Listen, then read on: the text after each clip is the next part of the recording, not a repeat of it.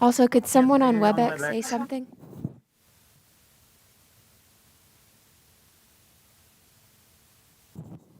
Mic check. Could someone on WebEx just say something on their mic really quick? Hey, Lauren, it's Jen. Thank Can you. you hear Everything us? sounds good.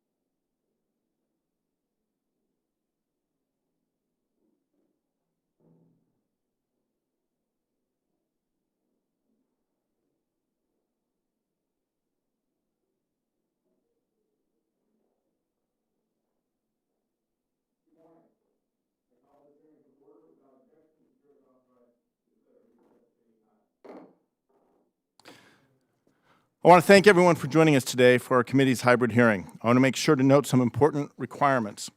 Let me begin by saying that standing House and committee rules and practice will continue to apply during hybrid proceedings. All members are reminded that they are expected to adhere to these standing rules, including decorum. With that said, the technology we are utilizing today requires us to make some small modifications to ensure that members can fully participate in these proceedings. During the covered period as designated by the Speaker, the committee will operate in accordance with House Resolution 965 and the subsequent guidance from the Rules Committee in a manner that respects the rights of all members to participate. House regulations require members to be visible through a video connection throughout the proceeding, so please keep your cameras on. Also, if you have to participate in another proceeding, please exit this one and log back in later. In the event a member encounters technical issues that prevent them from being recognized for their questioning, I will move to the next available member of the same party, and I will recognize that member at the next appropriate time slot, provided they have returned to the proceeding. Should a member's time be interrupted by technical issues, I will recognize that member at the next appropriate spot for the remainder of their time once their issue has been resolved. In the event a witness loses connectivity during the testimony or questioning, I will preserve their time as staff address the technical issue. I may need to recess the proceedings to provide time for the witness to reconnect. And finally, remember to remain muted until you are recognized to minimize background noise. In accordance with the rules established under House Resolution 965, staff has been advised to mute participants only in the event there is an inadvertent background noise. Should a member wish to be recognized, they must unmute themselves and seek recognition at the appropriate time. For those members here in the room today, we will also be following the health and safety guidelines issued by the attending physician. That includes social distancing and especially the use of masks. I urge members and staff to wear masks at all times while in the hearing room, and I thank you in advance for your commitment to to a safe environment for all of us here today. Again, good morning, and thank you all for being here. I'd especially like to thank the witnesses for taking time out of their busy schedule to be with us this morning. I want to also thank the Small Business Committee staff for their extremely diligent work during this unique time. It's no secret that small businesses are reeling from the ongoing coronavirus pandemic, which brought entire sectors of the U.S. economy to a standstill. Unemployment is at its highest level since the 1930s. Many businesses have been forced to shut their doors to comply with stay-at-home orders. Businesses and essential services that have been able to remain open face shortages for high-demand products, higher costs for production materials, and an inability to get finished goods to market. The COVID-19 pandemic has exposed many weaknesses in our supply chains, both global and domestic, affecting virtually every industry. Most notably, we have seen hospitals, states, and local governments scramble to ensure the integrity and continued flow of desperately needed personal protective equipment, PPE, and medical devices such as ventilators. Too many times, our communities, healthcare systems, and businesses were competing with each other, bidding up prices and creating supply dislocations across the country. As well, severe COVID outbreaks at food processing facilities meant consumers also experienced the heavy costs of the pandemic on our food supply chain. Small firms can be particularly vulnerable to disruption in supply chains. Many spent years refining just-in-time supply systems, maintaining only a few days or a few weeks of inventory. Many others have limited control of their supply chain and depend on lower-priced suppliers from overseas to support razor-thin margins here at home. An over-reliance on foreign countries for manufacturing components was already an issue before the pandemic hit. As the health crisis spread, Americans realized that too much of our medical supply and personal protective equipment sourcing was in China and other countries hit by COVID. As these countries nationalized their manufacturing capacities, shipments to the United States started to dry up. Initially, the crisis was with PPE, then other finished products, but quickly moved to raw materials and components U.S. manufacturers depend upon to produce their goods for market. These supply disruptions affected businesses large and small in every state. However, as they so often do, American small business across a variety of industries have demonstrated incredible resiliency, resourcefulness, and ingenious flexibility, shifting product lines, moving to more e-commerce, and utilizing alternative supplies and modified distribution chains. Some shifted to making PPE and hand sanitizer in a matter of days. Others came up with new and innovative ways to source their products, while others still discovered new delivery channels and entirely new markets. We will hear inspiring stories of this adaptability today. So why are we here? Small businesses are the heart and soul of our local communities. They represent more than 40% of our national GDP and more than half our country's jobs. Today's hearing will focus on how we can help sustain our nation's small businesses and explore potential solutions to establish more resilient supply chains through this crisis and into the future. Improving our nation's supply chain resiliency will require an all-hands-on-deck approach, as both domestic and global supply chains are vastly interconnected, yet can vary significantly from industry to industry, product to product. We must also recognize that trade is an essential part of supporting small business in a modern economy.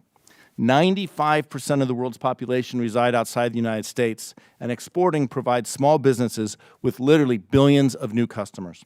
However, it is important that we prioritize making things here at home to protect our national security and public health. Doing so will also create jobs and ultimately help us build a stronger economy and a better future for all of us. Second, to enhance our economy's resiliency, we can do better utilizing the distinct strengths and greater adaptability of small companies. In many ways, smaller firms are more nimble than larger ones and can quickly shift their manufacturing, distribution, and sales capacities to meet increased demands for certain goods. Third, much of the disruptions we are experiencing currently were both predictable and preventable. We need to establish better lines of communication and develop better coordination so that we can anticipate shortages, identify additional and alternative sources, and get critical goods and products where they are needed in the most timely, efficient, and cost-effective way. And finally, we need to help small companies be able to diversify, reinforce, and scale their supply chains to better deal with unforeseen surges. I look forward to hearing from all of our witnesses today about their experiences and their ideas for charting a path so we avoid future crises. Hopefully, this hearing can help us establish best practices for our small firms and some principles for our federal government as the economy recovers. Thank you to everyone for being here today. I now recognize the ranking member, Mr. Hearn, for his opening statement.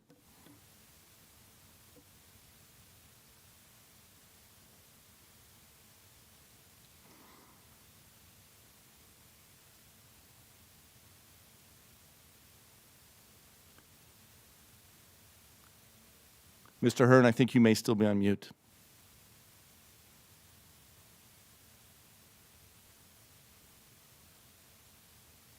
Yeah, we had, thank you.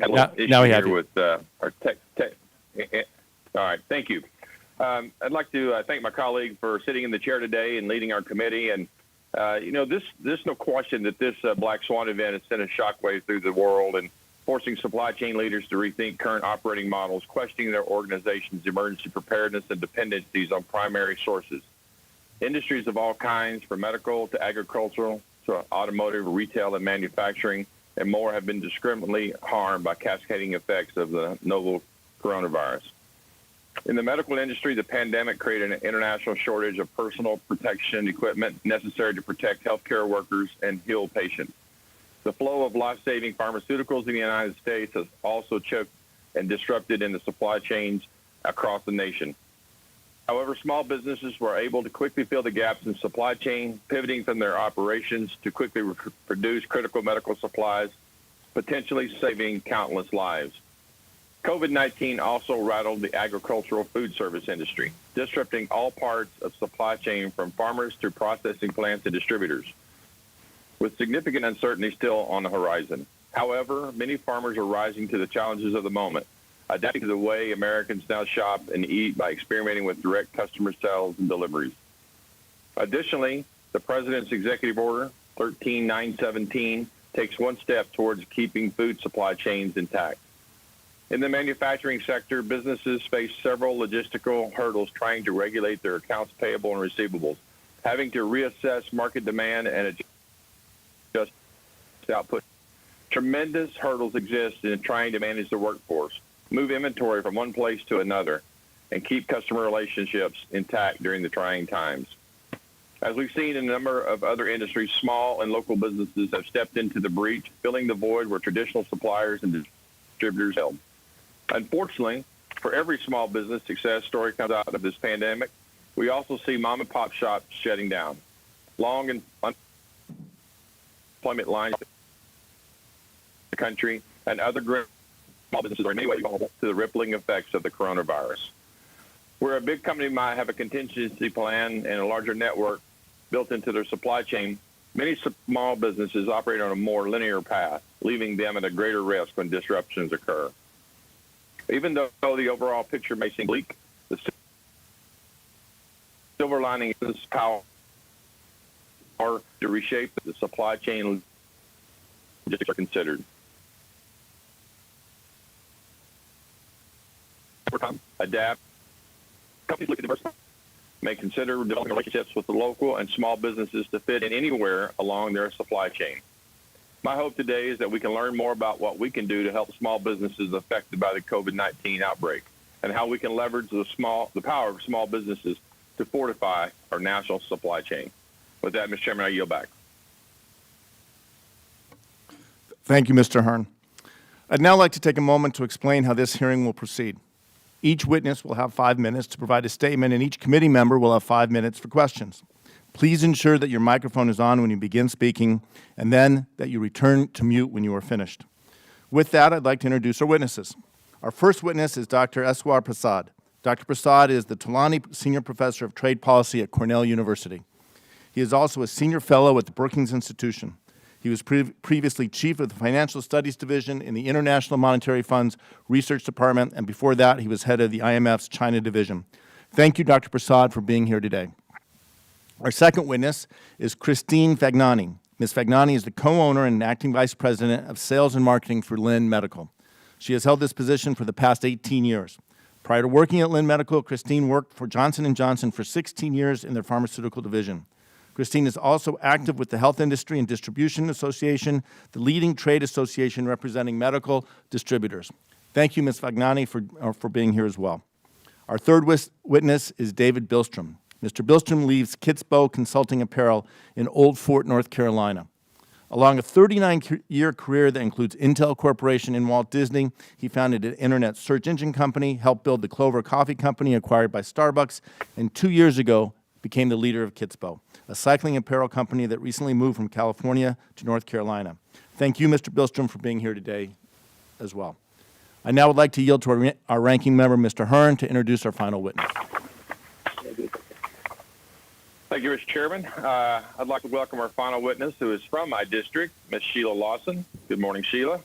Ms. Lawson is the Chief Operations Officer for R.L. Hudson & Company, located in Broken Arrow, Oklahoma. R.L. Hudson & Company was founded in 1980, and founder Rick Hudson was at the tip of the spear recognizing the coming trend of Asian manufacturing, where he began establishing relationships abroad. Soon, the small company that started out as a distributor of rubber O-ring sales became a booming success story with the capability to research, design, and test unique and patentable rubber compounds. In 2017, the company launched a new in-house capability and continues to expand and succeed in competitive industrial landscape. Ms. Lawson brings with her a deep well of experience, having lived in the supply chain and operations world for 30 years. She has been with R.L. Hudson for the past 14 years, serving as COO for the past 2. She is currently in her third term as president of the Association for Operations Management, previously known as the American Production and Inventory Control Society, where she has also been on the board of directors since 2004. Ms. Lawson is a thoughtful and intelligent leader, continuously striving to stay informed as the landscape in her profession evolves. Thank you for your participation today. I look forward to hearing your testimony. Mr. Chairman, I yield back. Thank you, Mr. Hearn. We'll now recognize our witnesses. Dr. Prasad, you're recognized for 5 minutes. Small businesses are indeed the bulwark of the American economy. And in this very trying time when the COVID-19 pandemic has ravaged the entire American economy, small businesses have taken the brunt of the burden. They have smaller cash buffers and smaller other sorts of buffers to deal with a shock of this sort. But a far less recognized factor that is affecting small businesses is, of course, the disruption of supply chains. So I commend the committee for holding this hearing, and thank you, Chairman Kim and Ranking Member Hearn, for allowing me to share my views with a focus especially on global supply chains, which many of my distinguished fellow panelists will also be speaking about. Now, global supply chains have been a boon for small businesses in many ways. One of the reasons these supply chains have proliferated is that, thanks largely to U.S. leadership over many decades, both tariff and non-tariff barriers to trade have fallen around the world, and transportation costs have declined. Small businesses have taken full advantage of these supply chain possibilities around the world, and this has allowed them to reduce costs, increase efficiencies, and even expand into broader aspects of business that they might not have been able to do in other circumstances. Because for small businesses, the option of vertical integration, that is basically trying to integrate all parts of a production process within one firm, is not really a viable option. So I think the vitality of small businesses in the US does owe its in part to the integration of supply chains. Now, supply chains are subject to disruption for a variety of reasons. One reason, of course, is health and natural disasters, such as the COVID-19 pandemic that we're experiencing right now. But there are other factors as well. Trade relationships are very important in terms of maintaining the viability of these supply chains, and trade tensions among the major economies, for instance, the US-China trade relationship, or even the North American trade relationships, which are both very important for small business supply chains, have certainly had their fair share of tensions in recent years. Geopolitical tensions in other parts of the world and weaknesses in other countries, which are very important export markets for small businesses, in addition to being part of supply chains, also create vulnerabilities. So what can small businesses do to increase the resiliency of their supply chains? One potential strategy, of course, is onshoring. That certainly reduces vulnerability to global supply chains, but it also takes away many of the advantages of global supply chains that small businesses have benefited from. So it's not clear that that is the optimal strategy. Another possible strategy is diversification. That is not relying just on one source of suppliers, but trying to diversify across countries, across suppliers. Now, this has both advantages and costs. Certainly, having a more diversified supply chain is going to create more resiliency, more redundancy, but it comes at a cost, especially in terms of efficiency. And for small businesses, cost is clearly a very important consideration. Small businesses can, of course, also increase the resiliency of the supply chains through using technology that can improve their logistics and other parts of their management. So there are many strategies that small businesses can employ, but government has a crucial role to play as well. So what can the government do? In the short term, it's very clear. Small businesses are hurting, as we will hear from my fellow panelists, and the sort of assistance the government has provided so far, both through the Treasury's Paycheck Protection Program and also the Main Street Lending Program of the Federal Reserve, have been very important, and it's crucial that this assistance be continued, and more importantly, that congressional oversight, including by your committee, make sure that this assistance does reach these firms and reaches them in a timely manner. In addition, the government can also play a useful role in terms of tamping down the uncertainty that is created by trade tensions around the world. Certainly, there is a case to be made that effective negotiations by the U.S. Would help to level the playing field, that would help small businesses, but uncertainty in trading relationships and trade frictions certainly don't help. Providing more assistance through the Export-Import Bank for exporting firms can certainly help as well.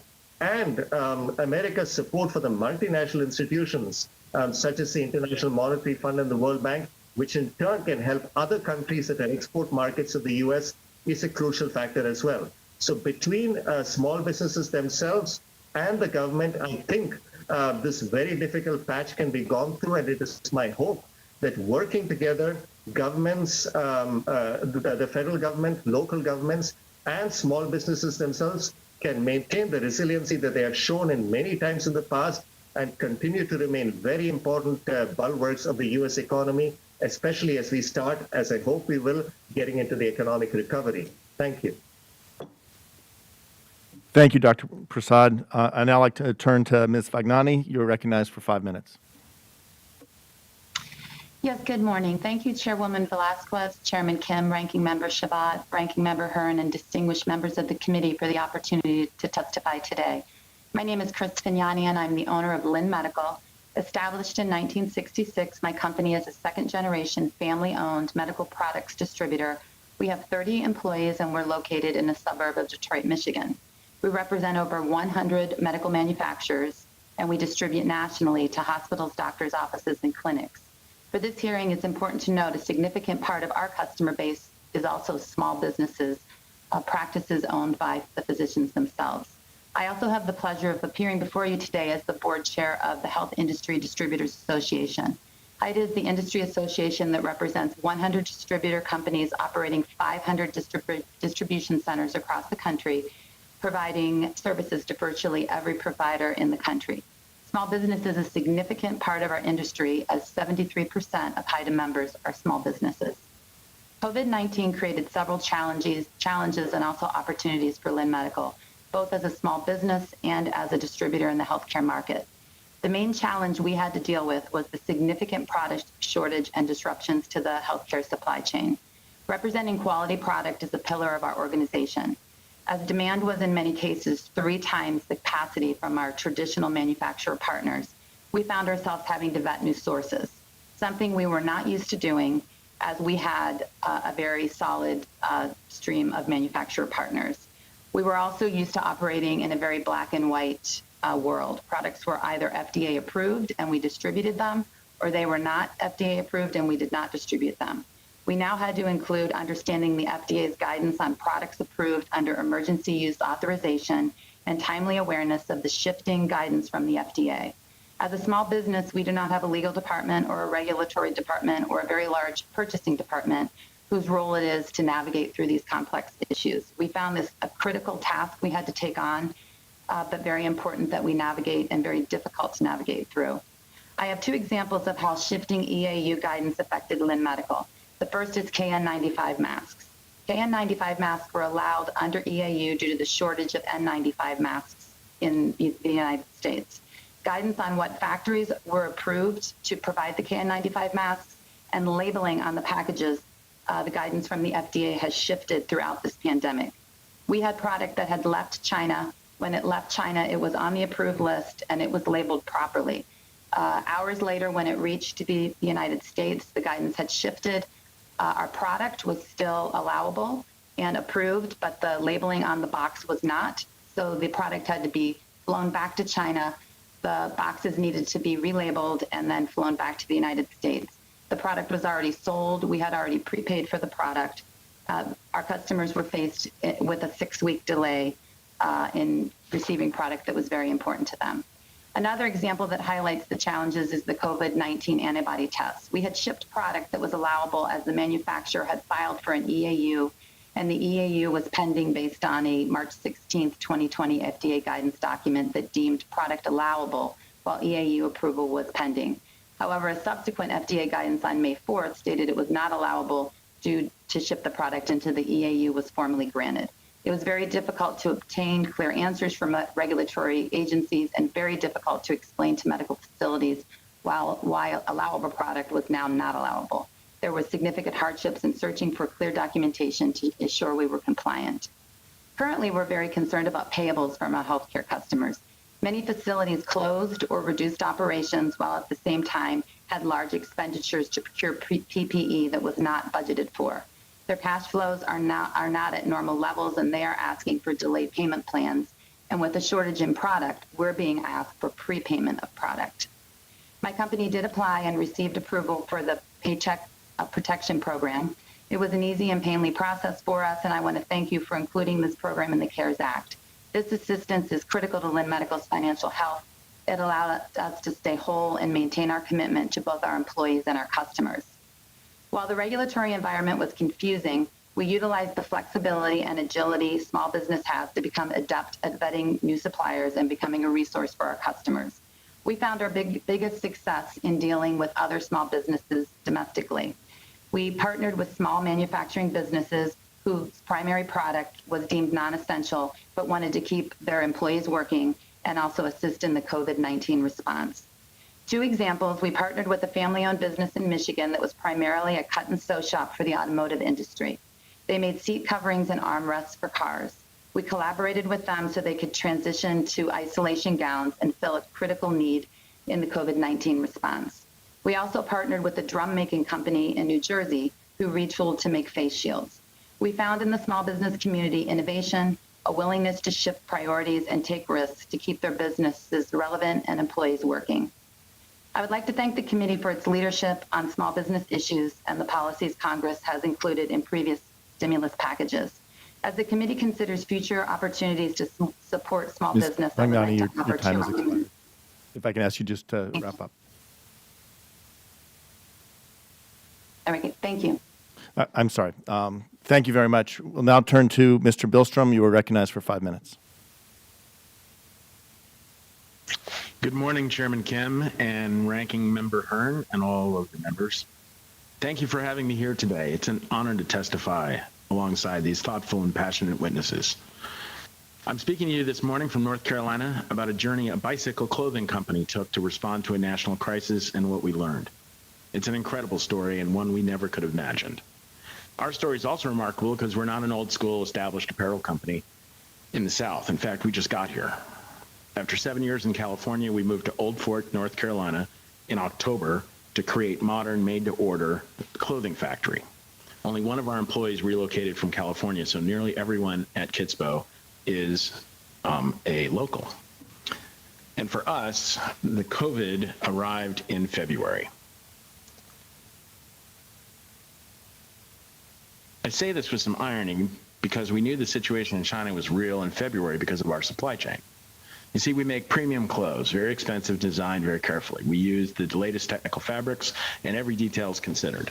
We use snaps, not buttons, for example, and the best snaps in the world are made in Japan. So when our Asian suppliers of fabrics and snaps wouldn't return emails and phone calls in February, we knew it was real. So we took immediate precautions, established social distancing, we cleaned doorknobs, we stopped sharing tools, and we even canceled events. By mid-March, we were considering layoffs or furloughs. But on the same day, our founder in California showed us how we could start making PPE. We elected to keep everyone and do our part to help first responders and medical. Now, the full story of how we launched into PPE would take more time than we have today, but suffice to say that on the first day, we showed the world that we were making PPE, the orders came pouring in. In fact, at the end of that first day, we had orders for more than 25,000 units. It's the biggest shift in customer demand I've seen in 40 years in business, and it happened in one day.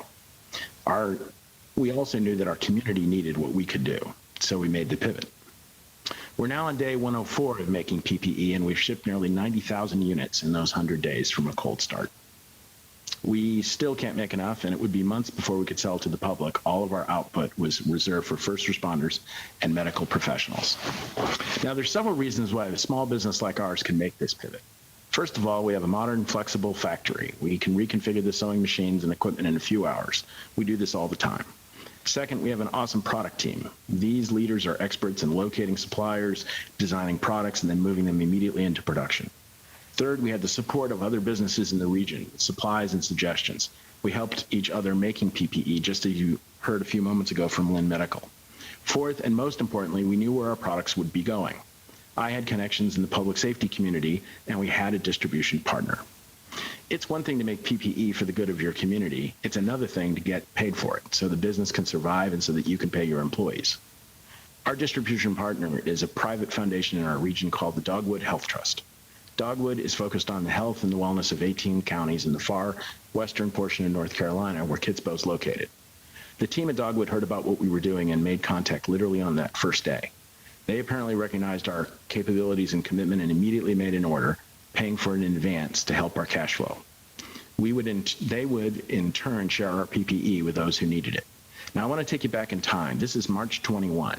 North Carolina had its first confirmed case just 2 days earlier, and California had issued the stay-at-home order just the day before.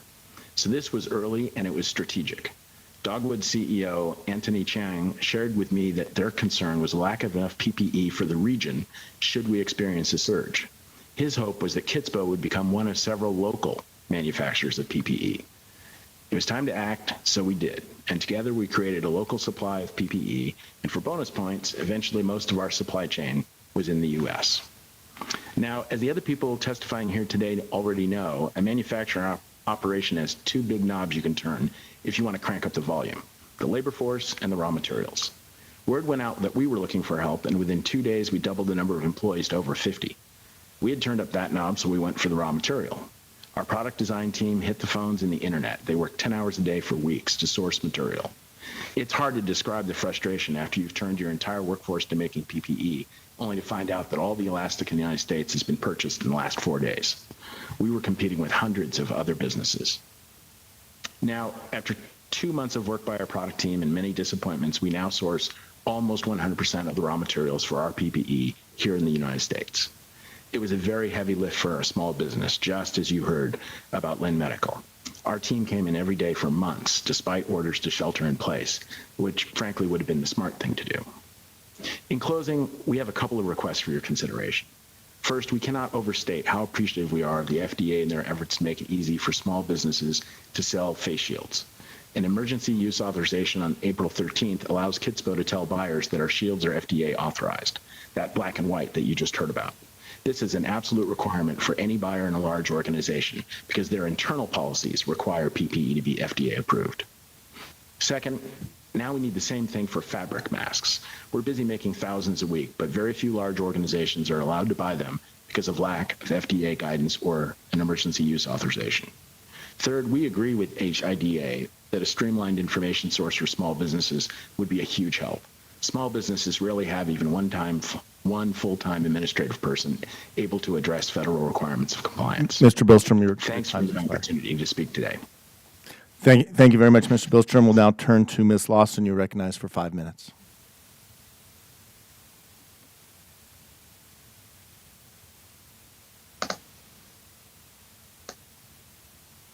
Ms. Lawson, I think you may still be on mute.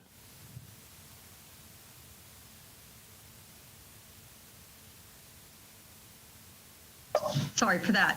Good morning, Congressman Hearn and other Congressman members. I'm honored to be speaking with you today. Over Oral Hudson's 40-year history, we have made the progression from distributor to custom molded part manufacturer by beginning in-house plastic injection molding in 2017. The link between that chasm was superior supply chain management and engineering design support, which is still heavily relied upon today by our OEM customers. Our primary products are molded rubber and plastic parts, extruded and formed hoses, shock and vibration, isolation products, and sealing devices. Industry served our medium heavy-duty trucks, agriculture, medical, power sports, recreational marine, plumbing, and others. As an essential manufacturing company, it's been important for us to think safety first for our team members. Our leadership team took quick actions to augment our safety culture, including hospital-grade cleaners, PPE, remote work, and meeting options. While we did have a few momentary concerns, we were thrilled to say we were all healthy. External supply versus demand has been a key challenge. Importing from 14 countries over 400 containers and 92 million units annually, and exporting to 20 countries, 380 customers and 78 million units annually across the globe brought a list of challenges from the very onset of the COVID-19 pandemic. As the Chinese New Year was being extended, customer forecasts indicated inventories would be consumed soon if we did not respond with swift and creative action. Through strong relationships with our external partners and many conference calls, we were able to secure inventory availability details along with more challenging tasks of finding space on vessels, sometimes trucking to new ports in order to book faster boats, which allowed 2 additional weeks for production. 40% of production during March and April moved in this mode, adding 50% to our transit costs. All the while, customers were asking for daily meetings to ensure product availability. The COVID-19 reached the balance of the world just as the expedited containers began arriving to Oral Hudson. With the U.S. implementing stay-at-home orders and with many customers halting production, we needed to find a place to store the inbound inventory. We had had 18 containers lining our parking lot with an additional 30 moved to an off-site storage. Both come with challenges and increased costs. Predicting future customer consumption required new tools as customers had no way of predicting how they would be impacted. Our inventory dollars grew by 30%. Today, our in-transit inventory has been controlled and reduced by 50% on average. Needless to say, this has placed a strain on our manufacturing partners. The events resulted in payables being greater than receivables for a short time, which was a first during my 14 years with the company.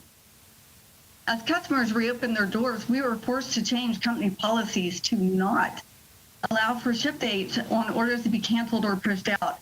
Our company prides itself on flexibility, so this change has been challenging, for both our team and the customer. We have allowed this policy to continue, however, should the customer factory be non-operational. Our key customers provided a mountain of support by accepting earlier ship dates to make up for lost consumption in April. We are thankful for the true partnerships and support they have provided. Internal workforce versus demand has proven to have its own set of challenges. Late raw material arrival and Q1 forecast seeming to remain strong, our manufacturing teams went to quick action to ensure product availability. As demand decreased due to the stay-at-home orders and factory closures, we kept our teams in production by building stock for products that are higher in volume but with zero firm orders.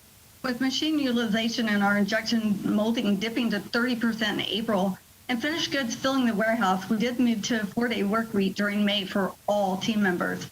We were thankful that the PPP loan allowed us to avoid layoffs and furloughing our team members. In addition, although our work hours were reduced in May, we were able to pay employees for that full 40 hours of work. Due to our flexible supply chain, Arnold Hudson has been able to gain 10 new customers during the pandemic. While we have responded very well, we would like to point out that we had begun a process of diversification long before this event. Using in-house manufacturing as an example, we've been taking more production in-house. We have a new strategy to diversify our global production even more, and while it's not yet fully implemented, this crisis reveals the wisdom of the strategy. We still appreciate our internal partners and realize our international partners and realize we need them for certain components, which only frees up our expertise for items where we can excel manufacturing domestically.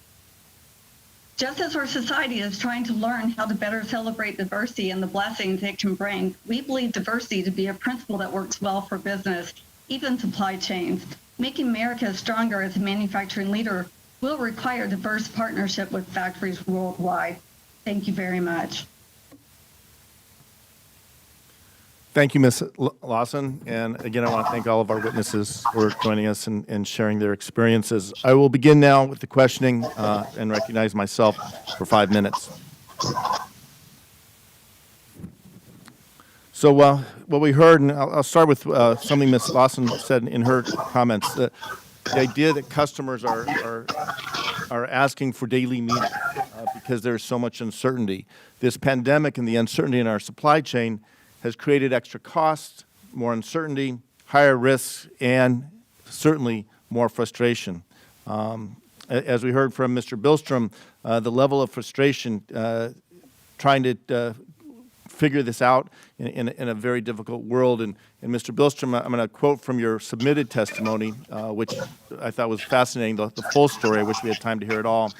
But on page 25, you say, Kitspo was competing with dozens, hundreds of other manufacturers for the same key material, plastic, elastic, HEPA filter media, etc., all of which was obviously critical and essential supplies in a worldwide disaster. This could have been recognized and the appropriate materials secured by a central authority. I want to explore that idea. I've been pushing for a centralized supply chain czar because this is so critical. We see it for our small businesses in their need to get everything from raw materials and supplies to manufacture their goods, one leading to another as small businesses rely on each other, which we've heard from the witnesses, but also the fact that as we compete with each other, prices are going up and it's making it very difficult for small companies. In particular, we've seen this with the PPE, the personal protective equipment, gloves, masks, gowns, et cetera. So I'd like to start with Dr. Prasad. When you're looking at essential goods like PPE, medical devices, the food supply, et cetera, where do you see the federal government has fallen short in the early months of this pandemic in the spring, and what can we be doing to make sure that we don't fall short in the months ahead of us? Dr. Prasad, you're still muted. Sorry, Mr. Chairman. Your question is a very pertinent one, and as I think my fellow panelists have indicated, regulatory certainty is certainly one of the most critical aspects that small businesses seem to be contending with. Certainly, there are facts changing on the ground by. I think we lost the signal again, Dr. Prasad. You may be muted. Sorry, I think I was emphasizing the issue of regulatory certainty to make the point that the experiences of my fellow panelists suggest that while the FDA and other regulatory agencies have been flexible, which is certainly very welcome, the lack of certainty is primarily challenging for them. And that, I think, needs to be a critical element that the government can help with, in addition to providing more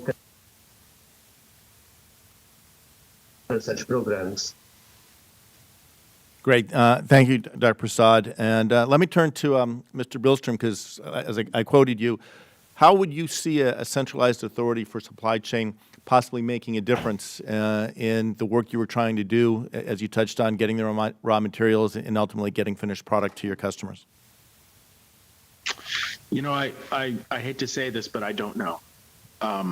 That's not my area of expertise, so I can explain the need, which is as scarce materials that are essential and can't be replaced any other way are identified, we need some way of organizing it, but I don't have a specific proposal on. No, and I appreciate you not wading in where you didn't feel confident. One of the things I think, and just from my experience in business, is that to the extent we can have a centralized authority who understands where there are opportunities, as you touched on in your company, Kitspo did a pivot, and then you mentioned in your testimony a pivot within a pivot in a very short period of time.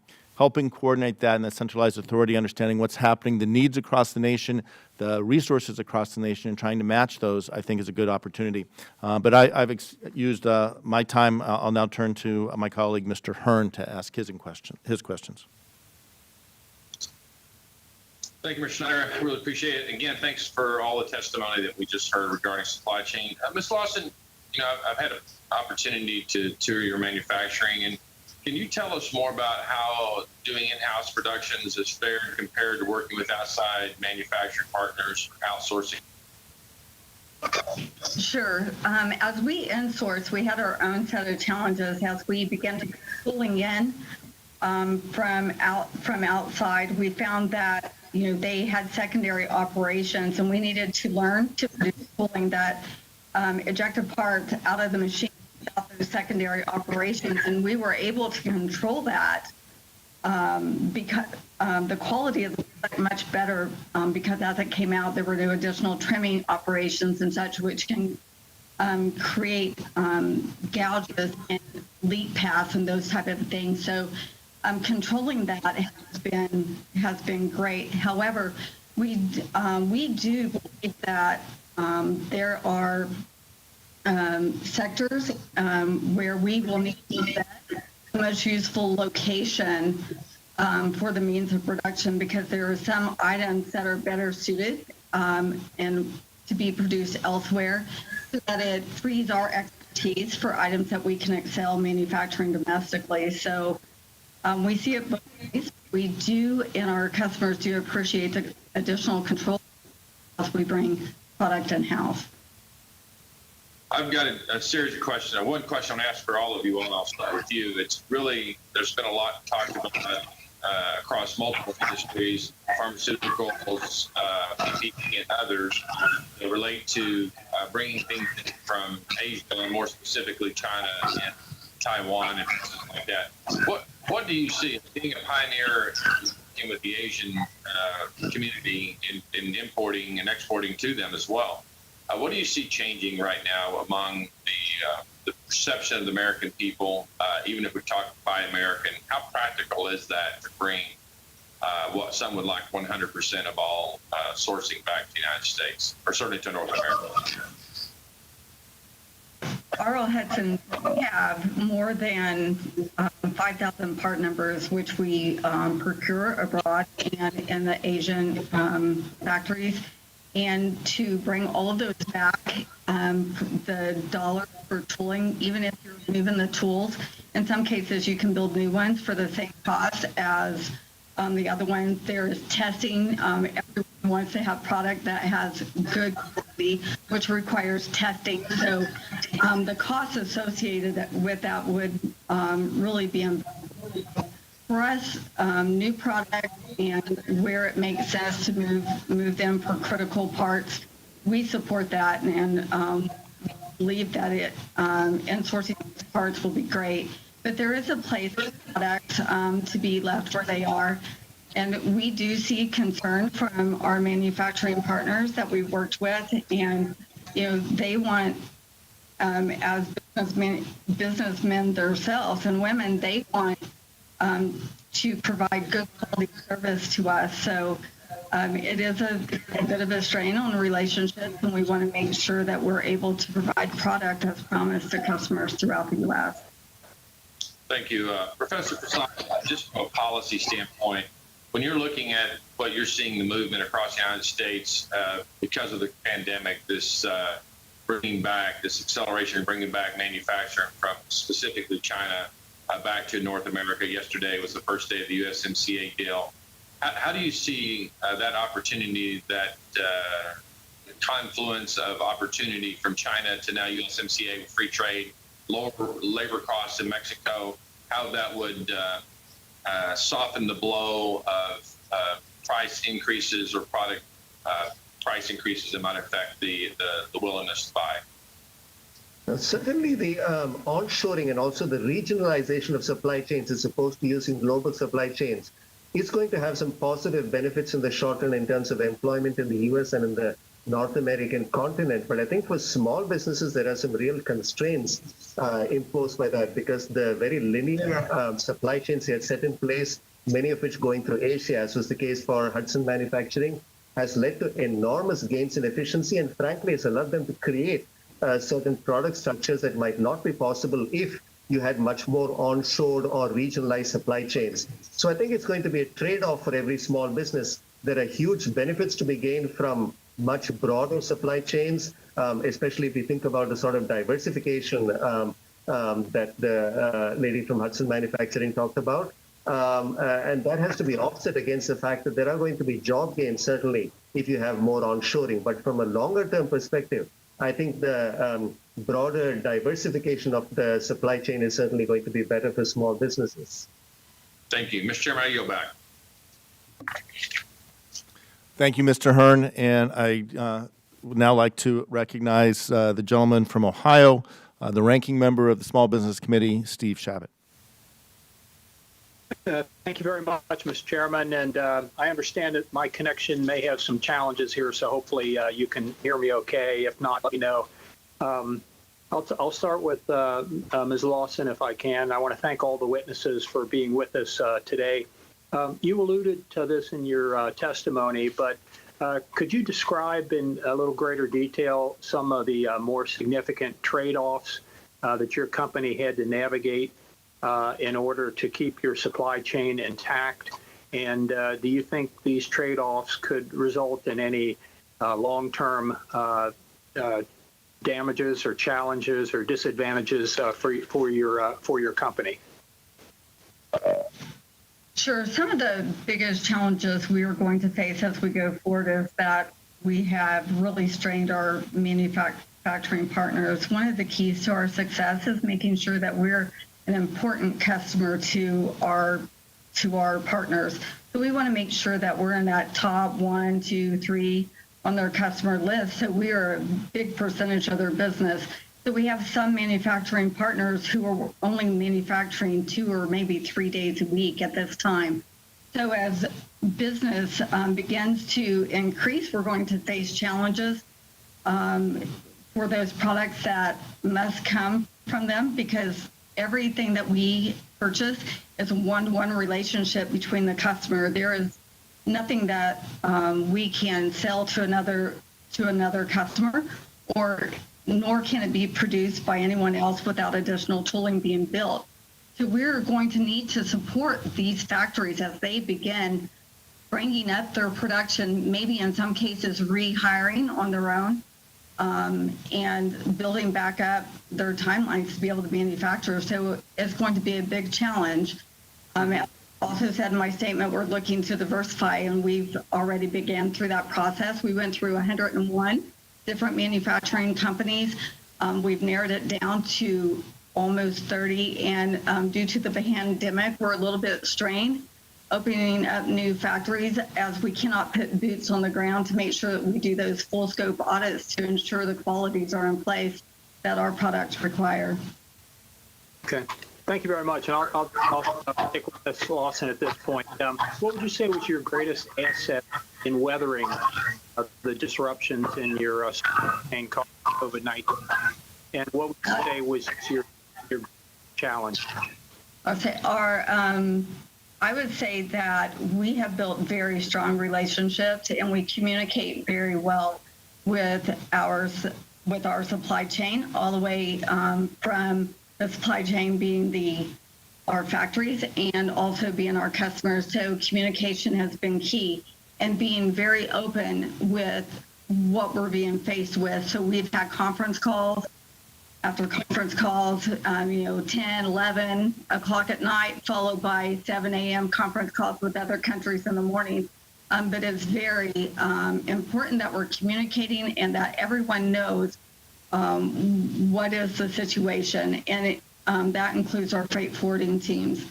On the other side, the biggest challenge has really for us been where will we place this inventory, and our payables have also, I forgot which one of my colleagues talked about payables, but it is a strain because we've seen some customers close their doors throughout this process, and that's concerning with our payables. And for the first time, we had our receivables less than our payables, and that it was a strain and a concern. But I'm very thankful that our team members who have had long-term stability with our customers with our factories have been able to move from one side of our business to the other. So we've been fluid and being able to keep our head count where it needs to be and manage our expenses accordingly. Thank you. Thank you very much. Mr. Chairman, on my screen, the time clock is frozen, so I have no idea how much time I have left. Could somebody educate me on that? You have 30 seconds. Okay. All right. Well, at this point, probably not having sufficient time to really get into the, another question, have the answer to be fair to my colleagues. I'll yield back in a second, but I just once again want to thank all the witnesses for their testimony today. I think it's been very helpful. Supply chain is absolutely critical, and during these times, a clear challenge. And it was helpful to hear how you all are dealing with it and recommendations that we can work as we're moving forward for potential legislation or other things that we're involved in. So thank you very much. Appreciate it. And I yield back. Thank you, Mr. Shabbat, and we will have a chance to go a second round of questions if you want to stay on. But the gentleman's time has expired and yields back. I'd now like to recognize the gentleman from Minnesota, Mr. Stauber. Mr. Stauber is the ranking member of the Subcommittee on Contracting and Infrastructure. He's now recognized for 5 minutes. Thank you very much, Mr. Chair, and thanks for the witnesses for being here. Since the beginning of the COVID-19 crisis, we have seen over 70 countries impose some sort of export restrictions on an array of different products, including medical supplies, pharmaceuticals, and food products. Can any of the witnesses tell me what would happen if tomorrow the communist country of China chose to implement an export ban on active pharmaceutical ingredients, medicines, and critical minerals that power our renewable energy? Anybody? Well, I can tell you what would happen. We'd be in deep trouble. Currently the United States relies on communist China and other foreign actors who do not have our best interests in mind for too many of our goods and services. China, for example, is one of the top producers of API, active pharmaceutical ingredients, which are the basic components of antibiotics and other prescription drugs. And because of their poor environmental and labor standards, China manufactures and exports many of the minerals critical to our national security. The Democratic Republic of the Congo exports about 60% of the world's cobalt supplies, Cobalt is used in batteries, computers, and yes, renewable energies. According to Amnesty International, this cobalt is mined by children in appalling conditions. These kids don't go to school. They don't get any protective equipment. They don't have a minimum wage or a limit on the hours worked. These kids mine cobalt for our renewable energy and our cell phones and our technology. Most of the United States estimated 1 million tons of cobalt reserve are in my district and could be safely and responsibly mined with strong environmental standards and union-protected jobs. You know, during this pandemic, it has become apparent more than ever we must improve our domestic supply chain. We can no longer rely on our adversaries like the Congo, Russia, and China for resources that are critical to our economy, our national security, and our health. For these reasons, I recently introduced 2 pieces of legislation to bolster self-reliance on our own supply chain.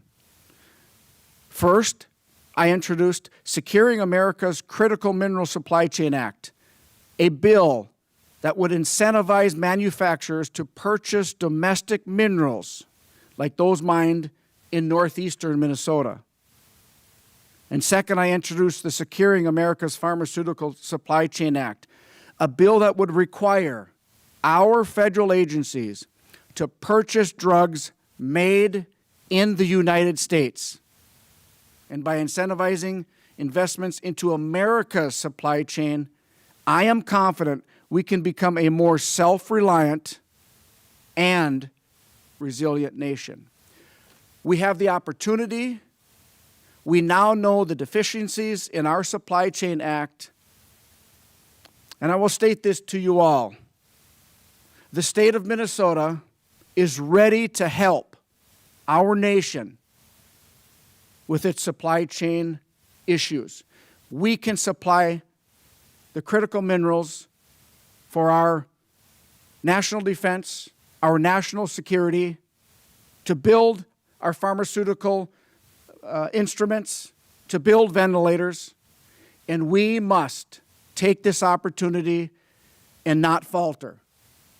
The supply chain is broken, we've relied, and we cannot rely any longer on nations that do not have our best interest at hand.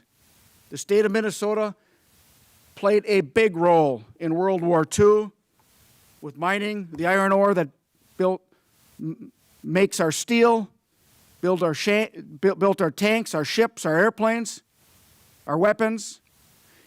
And northern Minnesota stands ready to secure our supply chain, both pharmaceuticals and our critical minerals. And I yield back.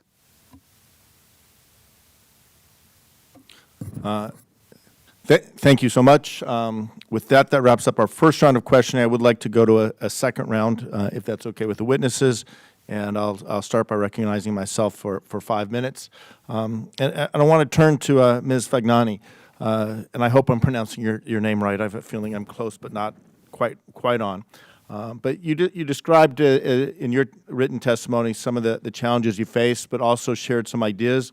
One of them was streamlined information source for small businesses. Having had my own small business in a prior career before coming to Congress, I know how important information is and how hard it is for small companies to get that information, especially because oftentimes there is not a dedicated resource, whether it's for compliance or for human resources, et cetera. People wear many different hats. And I also know that through the first few months of this pandemic, from the SBA, from Treasury, there's been fits and starts, changes in direction, whether it's applications for the IDL program or guidance on the forgiveness process for the PPP. So my question to you is, how important is that clear and simple communication, and what would be the impact of streamlining that communication and reducing the complexity for small businesses? Yeah, well, thank you for the question. It's critical. We're selling medical supplies, medical equipment that are either going to protect our frontline workers or be used on patients. And it's critical that we understand what the FDA's guidance is. I mentioned in our old world, it was very black and white. Things were FDA approved. They went through long, laborious processes. But in an effort to get more product available, the FDA did enact emergency authorization use for many products. So our ability to understand guidance changing so that we're buying correctly is critical, that we're not distributing product that we should not be distributing. And then the other complication in it was just explaining to our medical customers why guidance had changed and why perhaps a product that they had bought can no longer be bought, or just why things were changing. There was a lot of information about bad product being distributed, and so a lot of skepticism, as there should have been. And it was critical to us to make sure that we were supplying the right product, and we were able to communicate accurately with our customers. So the FDA website is a tremendous resource, but it is difficult to navigate through, and it became very cumbersome. So streamlining that for small business, some type of alert letting us know that there has been a change in guidance so that we know to look would be helpful. But that would really be critical for us at this point. Thank you for sharing your thoughts on that. I want to shift gears and turn to Dr. Prasad for a moment. In your testimony, you talked about things that the government could do, from developing consistently enforced domestic regulatory policies to providing greater certainty with our trade relationships around the world, including de-escalating trade wars. Your words, but you also talked about the advantages of bilateral versus or advantages of multilateral versus bilateral approaches to our trading partners. I would ask you to expand on that a little bit. So one issue is first access to export markets in other countries, and second, access to reliable sources of intermediate goods, inputs, and so on. Now, as the previous congressman who made a statement about China pointed out, one needs consistent standards and the ability to rely on trading partners around the world. And bilateral trading relationships do create complications, in particular for small businesses, because they create an array of different types of regulations that small businesses have to contend with as they look to diversify. For instance, Ms. Lawson spoke about trying to diversify her suppliers and sources across a number of countries. And that becomes difficult if you're dealing with individual trading partners and their own requirements and the provisions of an individual trade deal. So if you think about something like the Trans-Pacific Partnership that the U.S. stepped back from, the other 11 countries went ahead, and what they did was institute a common set of regulations, a common set of labor, environmental, and other standards that now all those countries can use, and they become benchmarks for further trading relationships. So these sorts of multilateral approaches, I think, would be good to deal with trading partners of the U.S. and could also be used to bring on board countries like China, because then they would be forced as well to take on board those standards that the U.S. has negotiated with many of its trading partners. And frankly, many countries around the world have concerns about China's economic and trading practices. And rather than going it alone, I think if the U.S. joined forces with other trading partners, it could certainly get a lot more out of China than we've seen so far. Great, thank you. And my time has expired. I'd like to turn now to the ranking member, Mr. Hearn, for 5 minutes, if he'd like. Thank you. Professor, let's just continue on with that thought since we're on this train of thought. When you talk about a standardized approach, obviously for the last 20 years, certainly since 2001 and China's introduction into the World Trade Organization, some would argue there have been books written on it. Maybe you've written books on it. I'm not sure. I would love to read them if you have, about China's just methodical move through tackling and taking over columns of industry to be able to take over that supply chain with low cost, very broad acceptance across the world. I want to go back to the onshore piece of this as well. You mentioned that, I guess, on the margin, that it would be very difficult for businesses to realize the same cost of goods cost, if you will, as they would with China, and probably the breadth of the source as well. But don't you see that as a possibility as we're all looking at USMCA and what it can bring?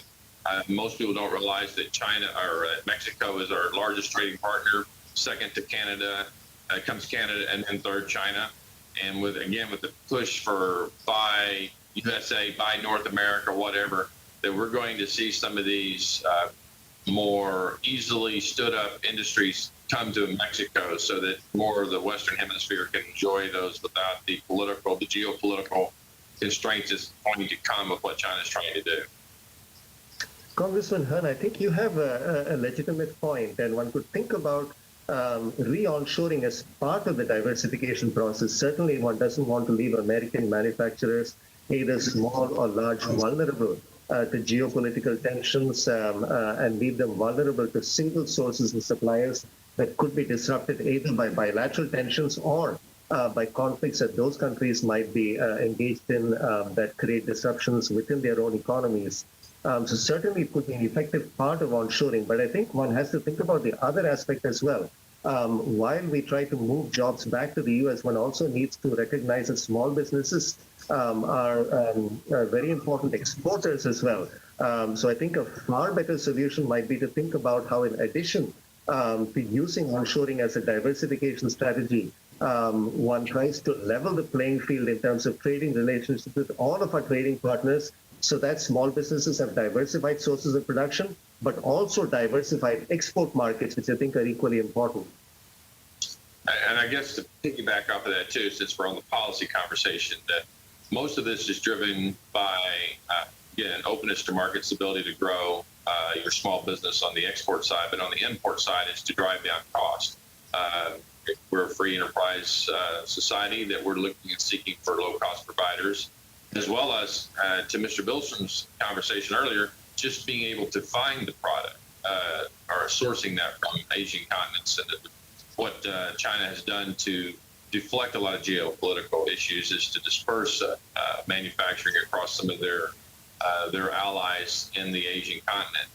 And, Mr. Chairman, I think we could spend, I encourage Mr. Prasad to write a book. If you have one, I'd love to read it, about this whole concept, because I think all of us here, we heard Ms. Magnani talk about what happened with the discrepancy between the appropriate labeling of boxes of the KN95 mask and other PPE that had to go back in delays.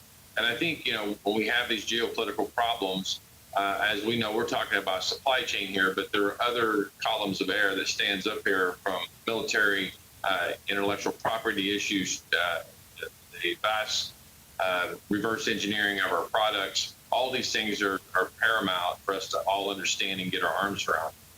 And I just want to, again, thank the witnesses for being experts in your areas and sharing with us your thoughts. This will go a long ways to formulating our policies as we go forward. It's great to hear people that deal directly with these supply chains and also use them as an export market in many cases.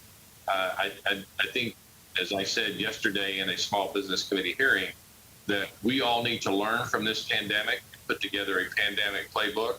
And as it just one column again of thought was with the idle loans, is to capture all these different communications breakdowns, these issues with labeling, all these things we can put into a nice book and be able to stuff away into legislation, or to have. Hopefully, all of us will never have to experience another pandemic, but our country will, and that we have the playbook on the shelf to do things differently and better, so that we don't have disruptions like we did this time. Thank each of you for being on this call. Thank you, Mr. Hearn, and I couldn't agree more. May we never experience anything like this again. Before I wrap up, I would like to ask unanimous consent to submit to the record a letter from 14 associations, including the AICPA, the National Retail Federation, and others, calling for the Fed to create a short-term lending facility to help companies bridge supply chain disruptions. Without hearing objection, so ordered. Thank you, and let me now take a moment to close. And in closing, I want to thank our witnesses. Thank you for sharing your experiences, your perspectives, your insights. I know there were more members who would have liked to have joined us today. Unfortunately, for many, it's a travel day. We've been in session this week, and many are traveling back to their home districts. But I can assure you they will follow the testimony. I appreciate everything you said for all that you've done. Before the COVID-19 pandemic, global supply chains were built to be linear and efficient, maximizing profits but leaving us vulnerable to disruptions. The pandemic has made clear the need to build a more resilient supply chain because we know future disruptions will occur. We heard today from experts and entrepreneurs that took the initiative early on to make their supply chains more resilient and establish some best practices we can employ at the federal level as we move forward. I hope this is a wake-up call to our business community and our federal policymakers to support policy that allows small businesses to survive and bounce back after a large-scale disruption like the COVID-19 pandemic. Doing so will allow our nation's small businesses to successfully confront unforeseen circumstances and will be critical to building a strong domestic economy. I ask unanimous consent that members have 5 legislative days to submit statements and supporting materials for the record, and without objections, so ordered. And if there is no further business before this committee, I ask everyone to stay safe, stay healthy. I ask our small businesses to stay nimble, and this meeting is adjourned.